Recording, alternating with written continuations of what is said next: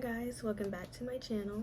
Today I'm going to be talking about the mid-year book freakout tag while getting ready. I just thought that I would, kill two birds with one stone because I would have probably put on makeup to film this anyway, and I'm going to be going somewhere, so I just figured why not put on makeup while I do the tag. I probably won't be really mentioning any products just because I'll be really talking about books, but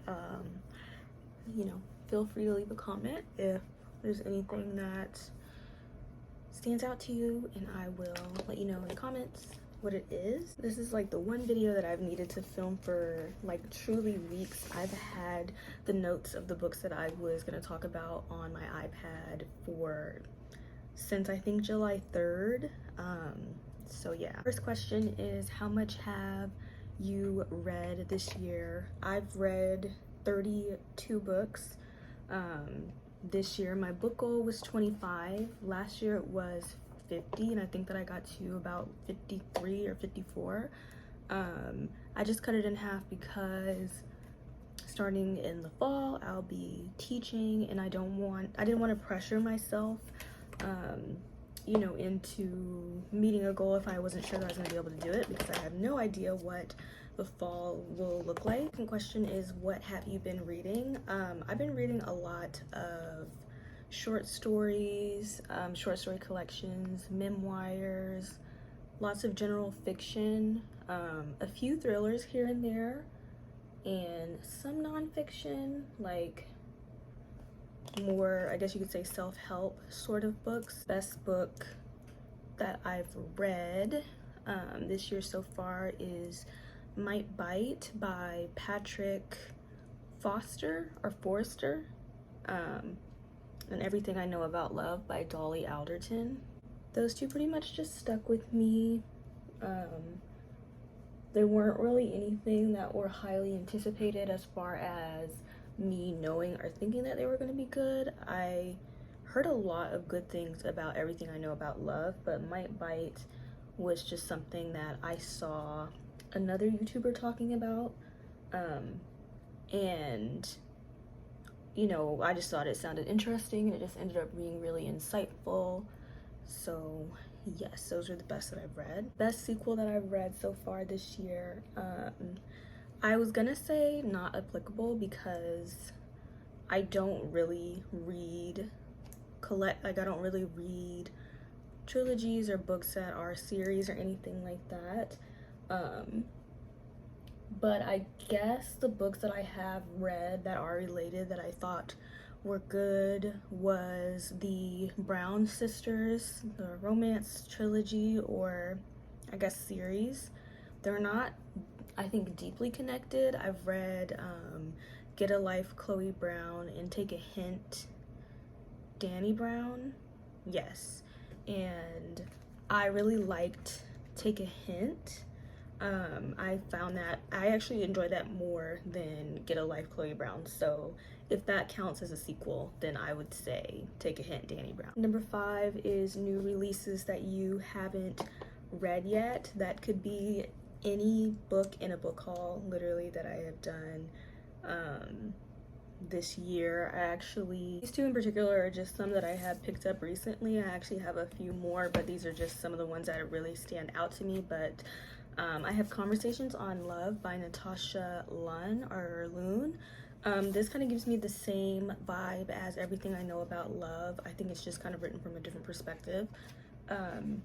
And I saw somebody annotated this like down to the ground, so I picked that up. I think that it's really interesting to see people take a lot from a book. And then I have The Odyssey by Laura Williams.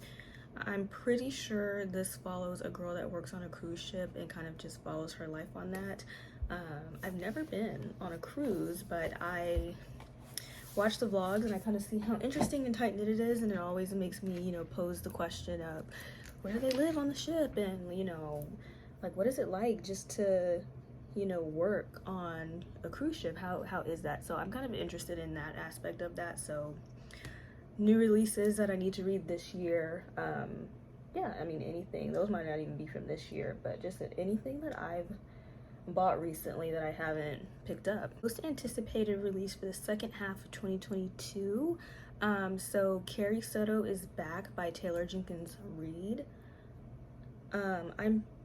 This is about, I read the synopsis about a week ago. I think it's about a tennis star, and she, I think, kind of retires basically, or goes into retirement, and then she comes back out of retirement, I think, to play another game or something, and just about her life. I think Taylor Jenkins Reid does life stories really well. I like the way she writes characters that are imperfect, and a lot of her stories, or what I've read so far from her, follows characters that are famous or they have some level of fame, and I think that she manages fame really well, or not manages it well, she writes fame well, like the ups and downs of it, and so I'm excited to read that.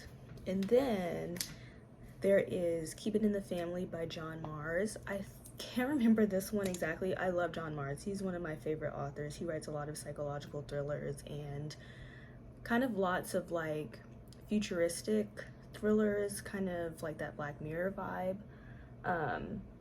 And Keep It in the Family is about a couple, and I think they're having a new baby, and the wife discovers something in their family home, in their attic, that would allude to someone having been killed in their home, or like locked up or something. Like almost, I think she finds something that's like somebody was held as a prisoner in their home, and so they just kind of go to different links to find out what it was. Of course, with a new baby, they're very scared, and yeah, I think it will be thrilling. These all come out, I think the Taylor Jenkins Reid one comes out in the summer, but the Keep It in the Family, I think that one comes out like way later in the year, like in October. So those are my most anticipated. Disappointment is To Paradise by Hanya Yanagihara.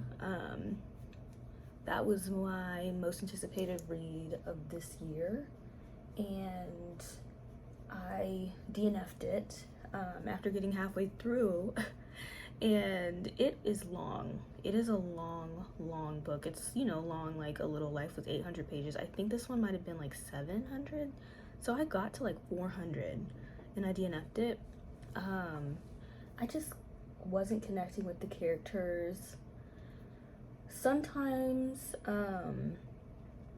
detail I like in a story, sometimes it can become very muddled, almost to where you feel like you're reading like bricks and walls of text, and you're like, okay, but why? Why did I read that? And I think I mentioned this in the month that I read it, which was early. I like got it when it came out. Like I think I like pre-ordered it on Amazon, and Amazon will like send it to you that same day, or whenever they can get it to you. But I was like, I paid for it, you know, for when it was gonna come out. And I mentioned that it kind of felt like she was storytelling, but like, I don't know if that sounds like, you know, like, well, of course she is, but I don't know, y'all. I mean, it was like she was storytelling like very loosely, but for 600, 700 pages. So I was like, okay, I don't know. I just wasn't feeling connected to the characters. I felt like there was a lot, like when I walked away with what I walked away with, it could have been a short story, like for real. Like not even, oh, it could have been 200 pages. Like it could have truly been 10 pages. And I don't know, it was just taking a lot of energy to read. So that was my biggest disappointment, which is really disappointing because I did really like A Little Life. To me, I'm finding that, you know, there needs to be a connection. Like there has to be a reasoning. I'm really not in the place anymore where I'm just like reading to read. Like I realize like that will make me bored, or I'm just like, why? Like what is the point? The biggest surprise that I had this year is The Last Thing He Told Me by Laura Dave. That is a thriller that I just finished last month in June.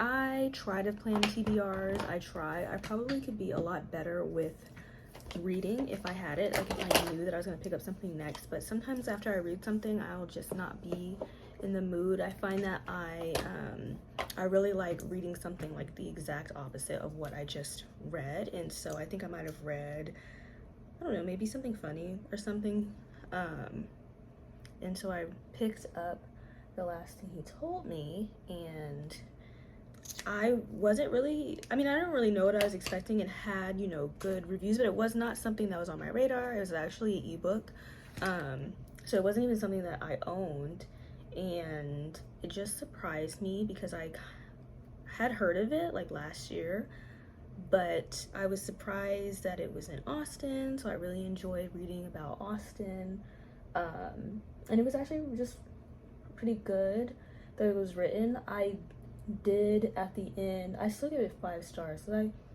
I mean, I think if you can write, you can write, but the end was puzzling. Like, I still kind of wasn't understanding why. Like, I wasn't understanding like what kickstarted the story kickstarted it, but it was still good. What happened in the story was good, but like the reasoning behind why, I was like, okay. And if anything, I kind of feel like that even speaks that much more highly to the author's writing ability, because you almost kind of like, you obviously, I mean, you still want to know what happened, but I enjoyed it so much so in the middle that I was like, okay, it's fine. I mean, I want to know why things happen the way that they did, but it's okay. Next question is my newest fictional crush. That is a non-applicable for me. I don't know, I would say, I want to say I don't read a lot of romance, so there's not a lot of just people that I read in that perspective to even like or admire in that way. But even the romance that I have read, I don't really feel like, you know, oh my gosh, I like this guy, or I mean, I think this is like a great character or anything like that. So that's a non-applicable for me. My newest favorite character, I would say maybe Danny from Take a Hint, Danny Brown. I related to her on the academic standpoint, and I kind of just related to her overall, like her way of being. I also found that she was quite positive, and so I can appreciate that in a character. Dolly Alderton is not a character, but I really enjoyed her book. I think it's very, very difficult to be vulnerable, especially in writing, and so I really appreciated her vulnerability, and just her perspective on relationships and what she took from them. I also really enjoyed the way that she praised her friendships. Those were really big and important things in her life, so I really enjoyed that. I have a book that made me cry, and I said Open Water. I'm not gonna lie, I don't recall crying at Open Water. Maybe it made me emotional, or I kind of thought deeply about it. I don't really cry at books, or I don't. So I'm thinking maybe that made me emotional, kind of just made me think a lot. Open Water was a really good depiction of anxiety and kind of how anxiety and just mental health in general as it deteriorates, and how you can kind of push yourself away from other people and push other people away from you. And sometimes it's very difficult to see yourself when you are struggling with your mental health. And I think that was written very, not plainly, but in such a way that you know exactly what the author is trying to say with very few words said by the author. So I also really liked Open Water as well. For a book that made me happy, I have The Midnight Library. That did make me happy. I really enjoy listening to the audiobook. I was just kind of a big fan of seeing the main character go through different life paths and also kind of just learning about herself. So that made me really happy, and I thought it was really interesting. It is my favorite book to movie adaptation I've seen so far this year. I have not. I've barely seen any movies this year, and I have not seen a book to movie adaptation. I do know that there are like different Netflix shows coming out of books and stuff. And I'm like kind of wanting to read just so I can kind of watch the show. Not that interested. So I don't have one for that one. Those beautiful books I've read this year, I feel like this is going to be disappointing because when I look through my collection, there isn't that many books that have like crazy covers, and if they do, they don't really stand out to me. But I think that these two stand out to me a lot. I'm a big fan of like a plain kind of cover. I just love this blue. Actually, I think this one is my favorite. I have not read this one, and I haven't read Milk Fed yet either, so I think these two are really cute. Is what books do I need to read by the end of the year? All of them. All of them. There is truly too many to count. It would do more justice for me to just show you my bookshelf rather than to bring all of that here. Genuinely, anything over here that I haven't read, that's where all of the new books that I get, I put them over there. So anything over there that I have not read is what I could read by the end of the year. The last question, number 17, is my favorite booktubers, and I have a few, so I'm gonna go on YouTube really quick just so I can make sure that I say exactly who are some of my favorites. Emmy reads, you've probably seen and heard of her. A Clockwork Reader, love her. Myona reads, she reads everything. She reads like 25-30 books a month, and she reads everything: fantasy, horror, mystery, general fiction, everything. So I love hearing her perspective on all different kinds of genres. Rebecca Eats Books, I feel like she reads a lot of titles that I haven't heard, but she has a really refined reading taste. I really enjoy her channel. Sorry, it's my eyelash primer. My mascara is not white. Books and Lala, I love her vlog. She also has this series where she talks about new books that are like not even released yet, and if she's, you know, interested in them or not. So that's a really nice way to find new reads.